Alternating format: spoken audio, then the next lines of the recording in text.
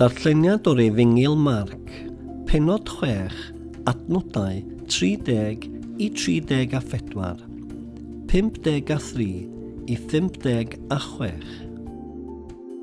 Pan gyrraeddodd yr apostolion yn ôl, dyma nhw'n dechrau dweud yn frwd wrth Iesu am y cwbl roedden nhw wedi wneud a'i ddysgu. Ond roedd cymaint o bobl yn mynd a dod nes bod dim cyfle iddyn nhw fwyta hyd yn oed. Felly, dyma Iesu'n dweud, gadewch i ni fynd i ffwrdd i rhywle tawel i chi gael gorffwys. I ffwrdd â nhw mewn cwch i le tawel i fod ar pen eu hunan.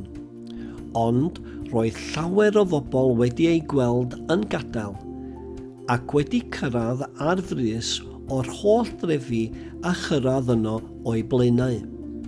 Pan gyrraeddodd Iesu'r lan, roedd gweld y dyrfa fawr yno yn ei enyn tostwri ynddo, am ei bod fel defaid heb fugail i ofalu amdanyn nhw.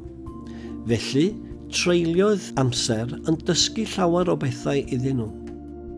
Ar ôl croesi'r llyn, dyma nhw'n glanio yn Genesaret a chlymu'r gwch. Dyma pobl yn nabod Iesu yr eiliad daethon nhw o'r gwch. Dim ots lle roedd yn mynd, roedd pobl yn rhuthro drwy'r ardal i gyd yn cario pobl oedd yn sâl ar fatresi a dod â nhw ato. Dyna oedd yn digwydd yn y pentrefi, yn y trefi ac yng nghefn gwlad.